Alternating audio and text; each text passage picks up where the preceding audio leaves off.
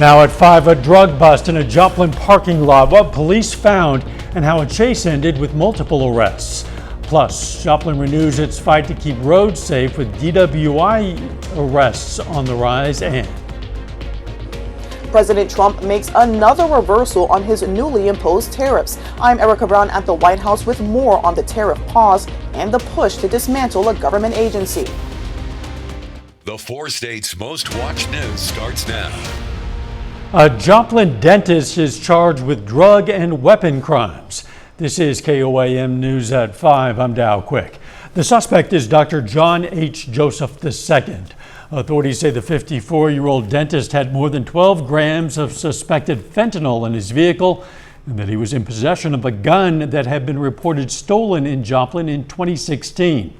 Authorities say law officers saw an SUV pull up next to a pickup truck in the parking lot of a Joplin business near 50th and South Main yesterday and observed what they believed to be a hand-to-hand narcotics transaction. Police approached on foot, identified themselves. They say Joseph was in the pickup with the drugs and gun. The SUV fled, but was eventually stopped by police. Police arrested 2 people inside. They're 2 Joplin residents, 66-year-old Kenneth Highstand and 34-year-old Kayla Hayes. All 3 suspects are charged with trafficking drugs in the first degree. In addition, Joseph is charged with unlawful use of a weapon, and Highstand is charged with resisting or interfering with arrest. The City of Joplin has renewed its funding to fight against impaired driving. The funding began 16 years ago when agencies across the state began to see a spike in impaired driving crashes and fatalities. Joplin had 297 DWI arrests in 2023. In 2024, the number of DWI arrests jumped to 360.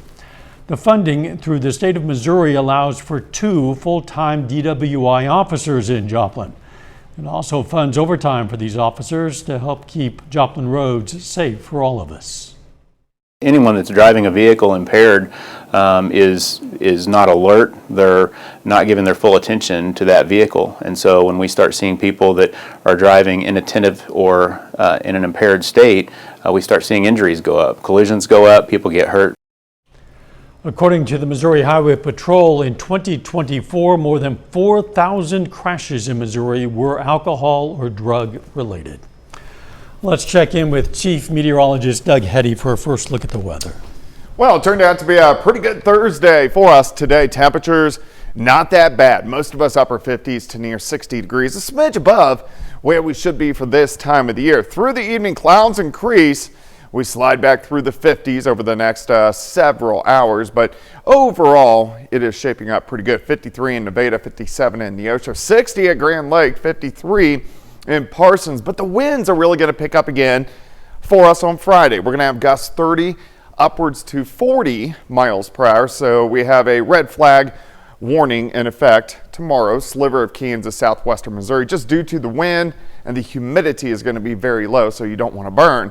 We do have a lot of clouds rotating in, some rain popping up on the radar, not reaching the ground. All we're going to see from this system passing by is just clouds, but a big warm up tomorrow. We're going to look at that here in just a bit.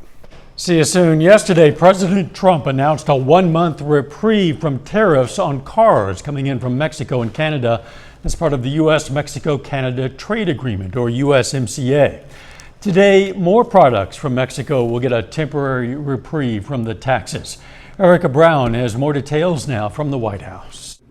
President Trump says he's agreed to a temporary pause on tariffs for many goods coming in from Mexico as part of the U.S.-Mexico-Canada Trade Agreement. He posted, "Mexico will not be required to pay tariffs on anything that falls under the USMCA agreement. This agreement is until April 2nd. Mexico's President Claudia Sheinbaum praised Trump for the decision and said nearly every product Mexico exports falls under the agreement. I've yet to have a business from Kentucky come to me and say they want tariffs. Republican Senator Rand Paul says business leaders in his state are telling him tariffs will hurt their companies and the economy. We're talking about exemptions because even the people for them acknowledge that there are real problems with tariffs. I think they're both ways. Trump is also pressing ahead with downsizing government. Cabinet secretaries met with Elon Musk Thursday to talk about the Department of Government Efficiency's efforts to cut costs and staff. CBS News has learned the administration is working on an executive order to begin the process of dismantling the Department of Education. We have to reduce spending to pay down debt,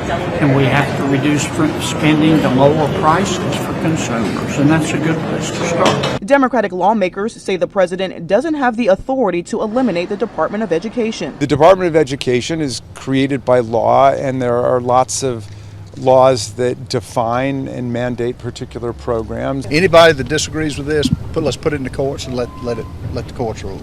Education Secretary Linda McMahon said during her confirmation hearing that she agreed with Trump's vision to send education back to the states. Erica Brown, CBS News, the White House.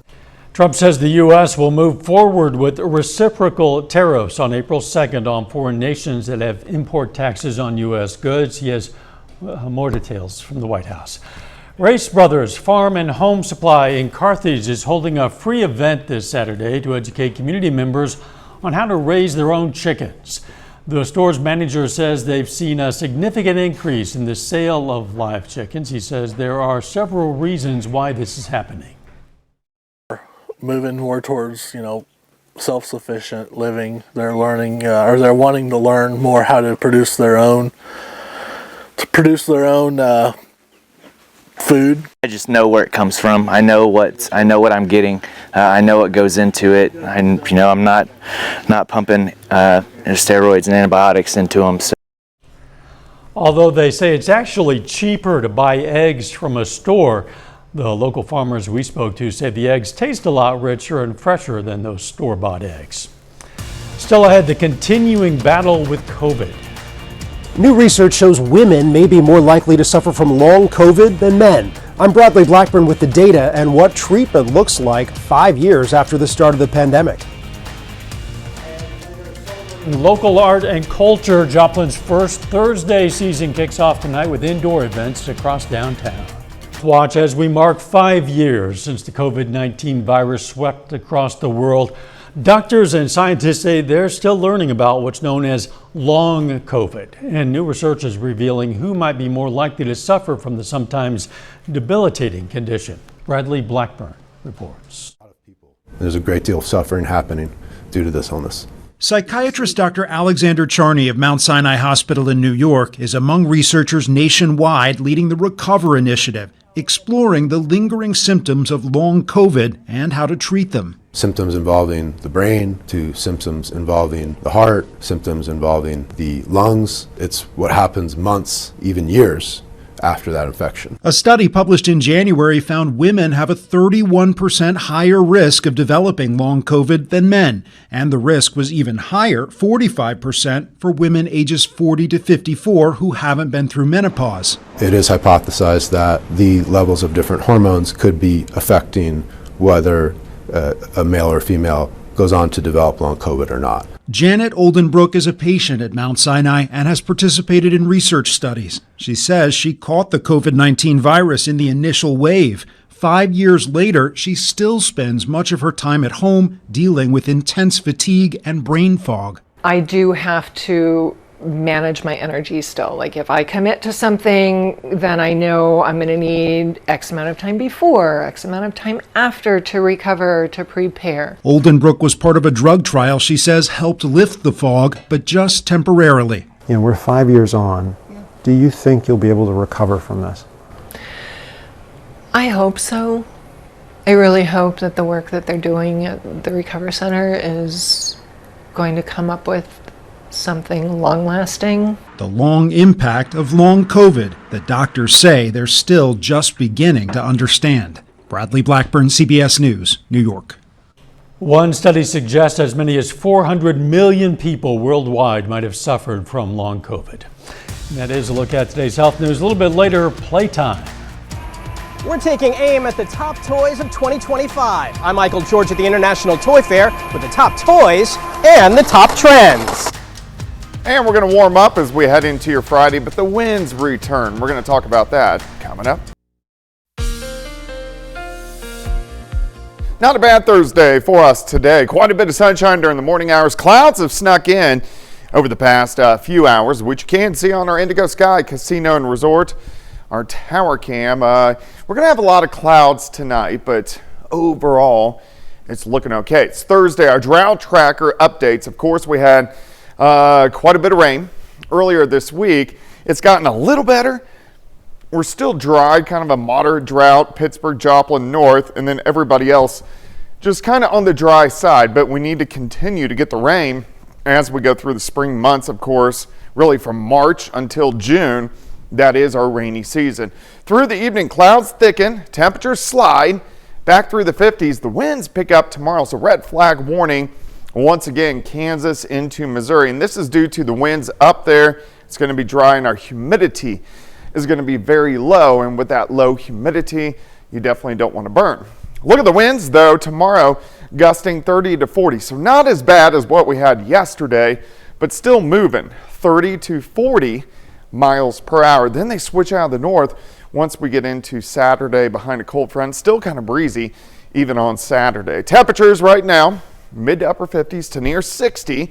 Once you get into northeastern Oklahoma, cloudy skies, 57, southerly winds at about 10 across the region. You can see those clouds thickening, even a little rain popping up in the upper elevations, not reaching the ground. So we're going to stay dry, but this is going to shoot to our north. There's another little wave out across parts of, let's say Las Vegas into Arizona.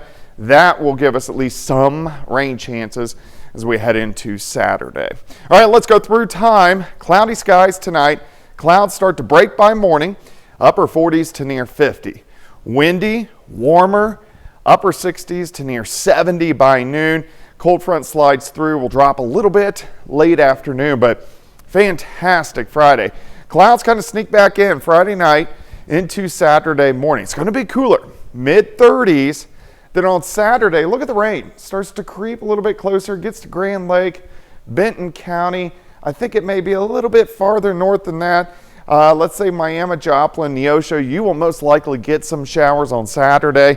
North of I-44, most likely staying dry. This last Saturday night and then into Sunday morning, and then this system will rotate right on out of here.